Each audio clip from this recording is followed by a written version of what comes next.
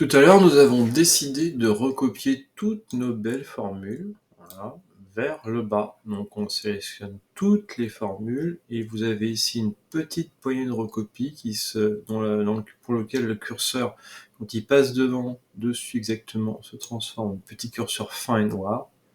Allons-y, on recopie tout ça vers le bas. Et là, c'est la catastrophe. On a un problème, donc on annule tout. On revient et on regarde ce qui se passe. Qu'est-ce que c'est que recopier une formule? On va essayer une par une pour voir. On va essayer de comprendre ce qu'on a fait comme bêtise. Donc là, la formule que je cherche à recopier, c'est une recherche V. Donc c'est la recherche V de ce qu'il y avait en A12 dans la table stagiaire. Voilà, je vais renvoyer la deuxième colonne et bien sûr, on est en mode fou. Donc si je recopie tout ça vers le bas, voilà, je vais m'arrêter là. Qu'est-ce qui se passe? Ça a l'air de fonctionner. Regardons ce que ça a donné sur la deuxième ligne. Ah, on a A13 sur la ligne d'en dessous, A14, c'est ça, et encore en dessous, A15. Donc finalement, quand on constate ce qu'il a fait en recopiant la formule que l'on avait, je clique dessus, A12 stagiaire 2 faux, en fait, on constate qu'il incrémente les numéros de ligne des cellules de 1 à chaque fois. Je recopie vers le bas, donc A12 devient la ligne d'en dessous A13, la ligne d'en dessous A14, la ligne d'en dessous A15. Voilà. Lorsque je recopie vers la droite, c'est pas le cas ici, je vais pas recopier cette formule-là vers la droite, mais vous verrez que ce sont pas les lignes qui s'incrémentent vers le bas, mais ce seront les colonnes qui s'incrémenteront. A deviendra B, C, D, etc. Donc ici, mon niveau, c'était la même chose. Adhérent et lycéen, c'était tous les trois des recherches, donc sans aucune crainte, je peux recopier mes formules, je prends la ligne de Nabila, on est bien au hasard ici sur un lycéen, on est bien recherche V de A15 en stagiaire, 5e colonne.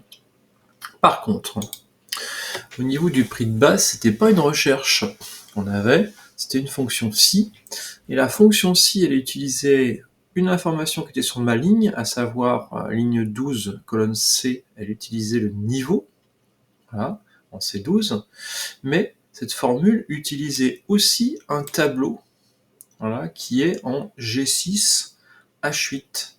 Et qu'est-ce qui va se passer à votre avis si ce tableau qui est en G6 H8 auquel je fais référence, eh bien, dans les cellules de ma formule, si c'est recopié vers le bas, qu'est-ce que ça peut devenir? Le C12 va donc devenir C13, mais ça m'intéresse. Ligne d'en dessous, je veux vérifier le niveau de Luc Michaud. Mais G6 va devenir G7, H6, H7, etc. Et mon tableau qui était ici, voilà, va se retrouver à se décaler vers le bas et ce sera plus bon. Donc il faut toujours se méfier et vérifier, lorsque vous recopiez une formule, quelles cellules vous recopiez. Et là, on voit bien que toutes les cellules G6, H6, G7, H7 et H8 doivent être bloquées. Comment on fait pour bloquer, les empêcher d'être recopiées vers le bas? Eh bien, on va utiliser un petit symbole qui se trouve sur le clavier et qui s'appelle le dollar. Voilà, même s'il n'y a qu'un seul trait, il n'y en a pas deux, mais bon, on l'appelle quand même le dollar, près de la touche entrée. Je vais l'insérer exactement juste devant la ligne. C'est ce dollar qui va friser la ligne, qui va la bloquer. Et juste devant. Je ne le mets pas devant la lettre, puisque je ne cherche pas à bloquer la colonne, je recopie vers le bas, il n'y a que les lignes qui changent. Donc je vais bloquer G6, je vais bloquer H6 aussi en appuyant sur cette touche $. Je peux aussi utiliser la touche F4 qui est en haut de votre clavier. C'est une touche à bascule, si j'appuie une première fois sur F4, il me bloque la colonne et la ligne. Mais moi je ne veux pas bloquer la colonne, encore une fois ça ne sert à rien, vous devez bloquer de manière pertinente.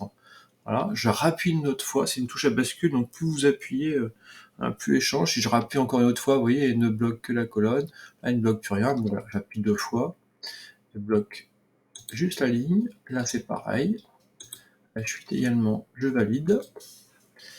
Voilà, j'ai donc bien bloqué tout ce qui ne devait pas bouger, qui faisait partie de ce tableau-là, qui reste au même endroit.